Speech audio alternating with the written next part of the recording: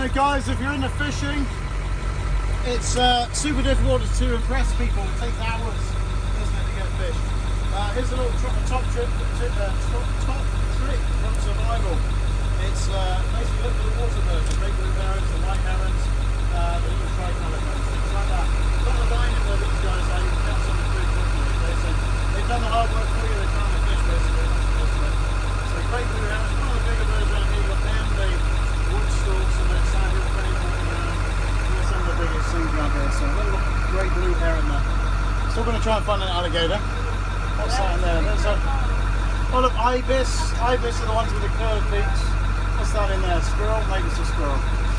There's an exotic squirrel. Look, there he is. There he is. Just on the tree. In the water? Yeah, no, he's on the tree. He's on the tree. Let's try and find a gator. He's very hidden.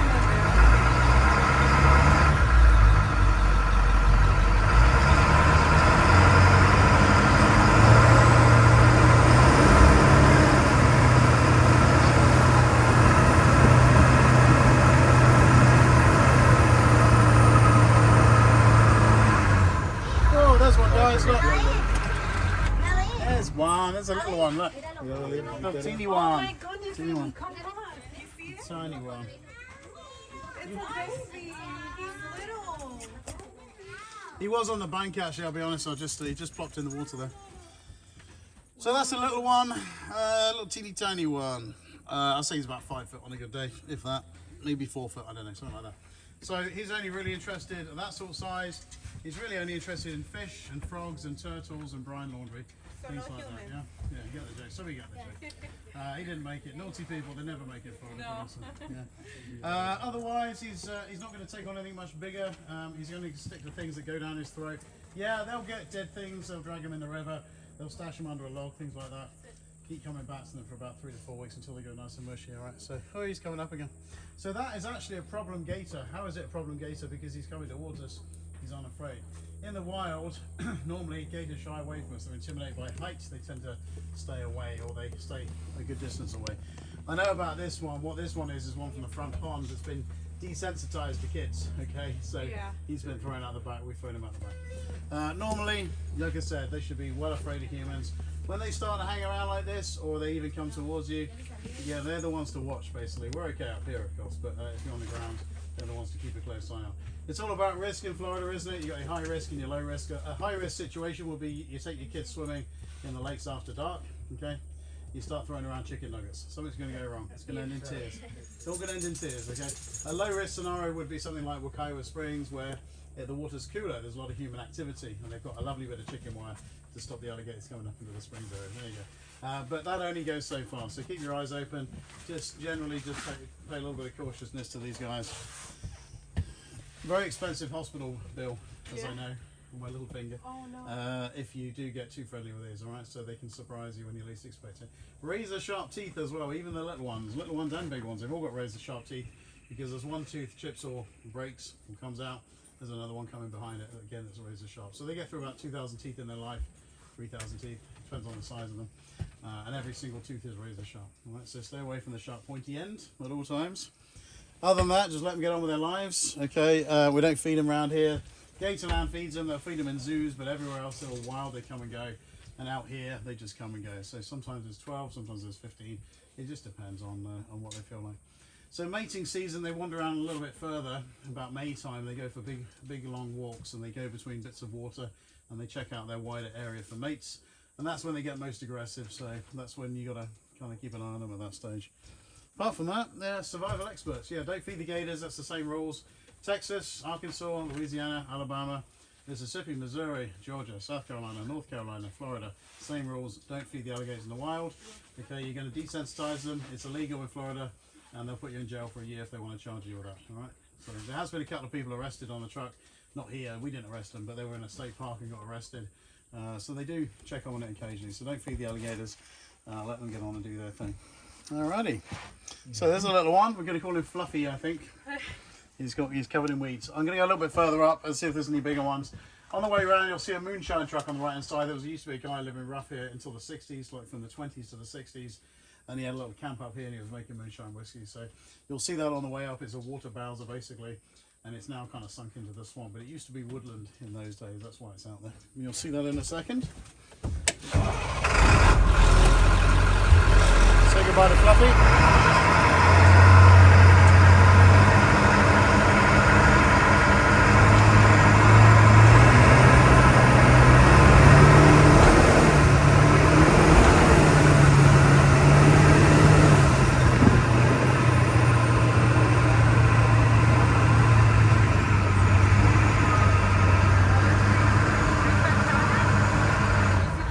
That bird there is an anhinga bird, by the way.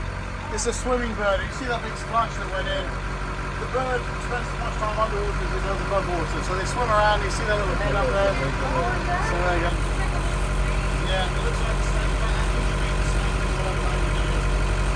So, yeah, dive in and swim around and have a bit. Once in a while, you see on the side of the line and ring. So there you go.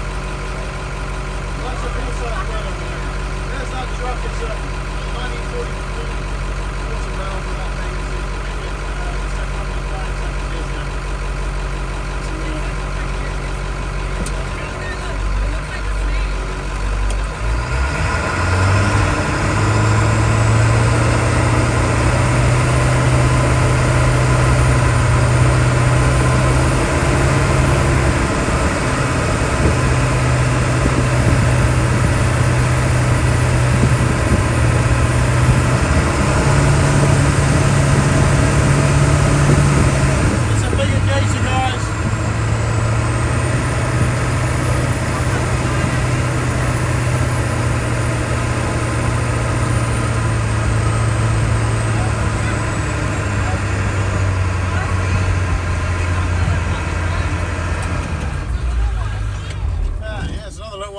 You know, some of the gators are dark around here because the tannins in the water, these cypress roots around here, they leach a tea colour into the water and it's kind of browny looking, all right? So the alligators actually absorb that in their skin, so we have darker gators than other places. If you go to Texas and places like that, they're a little bit more greeny looking. Here they're sort of dark olive green or charcoal grey almost. And as they get older and older, they get darker and darker and darker. Those distinctive markings, such as the yellow around the eye and the stripes on the tail, that starts to fade away as they get older and older. They just become one colour. So that's why all the water's brown in here. That's called a tri-coloured heron. This little fellow walks on top of the weeds there. He's got very spread out feet and he spreads his weight over these three big toes, if you like. So that's what he's doing. He's looking for little fish and frogs in there. Okay. Oh, there's a red-shouldered hawk just landed up there. Watch for the guy taking off again. It's just on the left-hand side at the end of this hedgerow. There was a red-shouldered hawk landed. Maybe got a mouse or something. And they got a beautiful kind of pinky reddish, back to them, and black and white tail feathers. So as we get up there, see if he takes off again. He's just on the left past these bushes.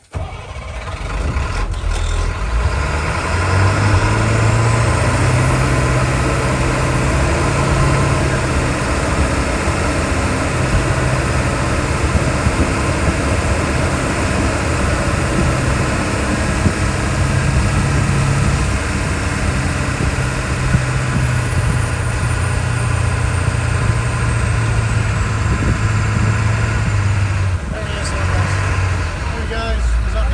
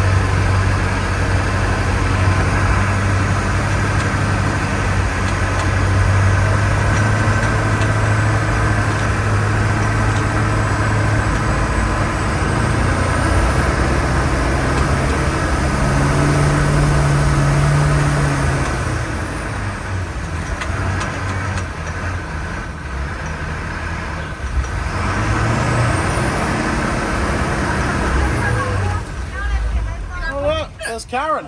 Look. There is Karen. Karen? It's crazy. Yeah, there she is. I thought she was going to be alive, but no. She's. We lost her a week ago. And look, there's nothing left. It's crazy. Unbelievable. Florida's like that, you know. There's those tannins in the water again. You see those orangey brown kind of tannins. And there is that place, Lake of Popka Wildlife Drive. Check that place out. It's a free place locally that you can go and check out alligators and a lot of the water around here. Really doggy. That's a gorgeous doggy. All right. Pretty place around here. See some of the cows on the way around. So they're Brangus cows, the black ones. And they're beef cows, as long as they're producing calves. That is great, but at the end of their lives, when they stop producing calves, it's off to the Burgermeister. That's how it goes. Couple of other things out there. Hopefully as we get up there, we'll see Jimmy. We've got a Texas Longhorn, a Watusi, and some Asian water buffalo. And hopefully we'll see them on the way around as well. Alrighty. Let's go.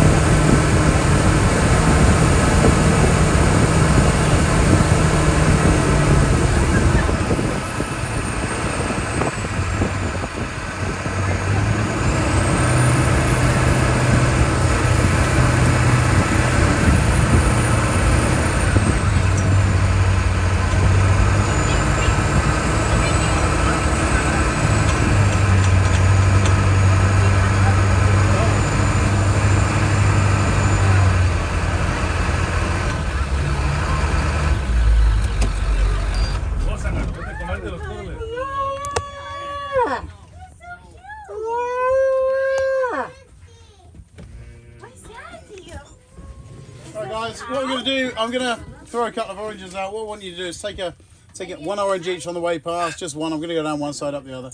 And then just find your favourite cow, feed them an orange. There you go. This is Dean. We got Jimmy, and then we got Dean. If you have a Jimmy, you need a Dean. There's Jimmy, he's the Texas Longhorn. He's got solid horns, and Dean is a Watusi. This down here, he's got hollow horns, okay? There we go, miss. Grab an orange if you like. I'm going to come down this side, back up this side, so... Make it super quick if I do that.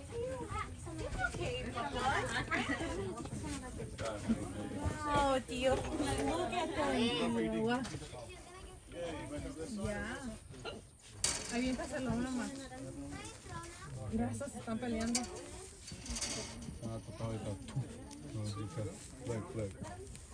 It's okay. Definitely. Or go.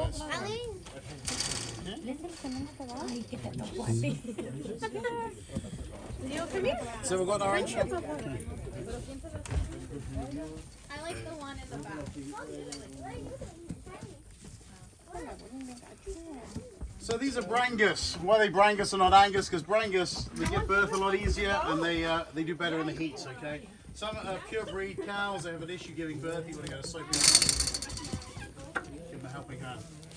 So they're free range cows. They've got 2,000 acres and they're very happy cows. They spend their whole lives outdoors. Yo también. I'll give it to the goat right here.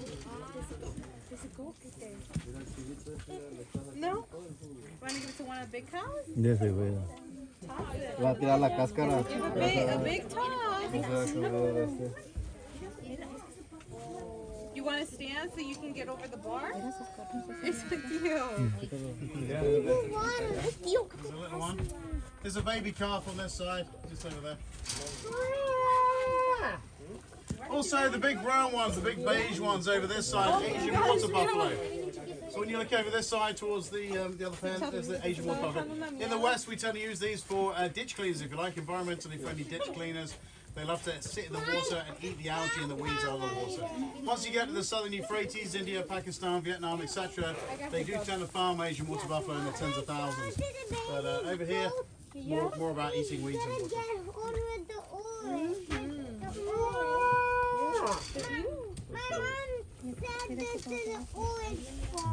It is an orange. And lastly with the cows, you often see the white birds around the cows in Florida, and they're called cowbirds. They're a type of egret, and they hang around the cows and eat the flies, ticks, bugs, and insects off the cows, so they get free lunch and the cows get free pest control. So that's what that's about. It's flies. They like how the cows smell. I don't know. Hey, for you, orange.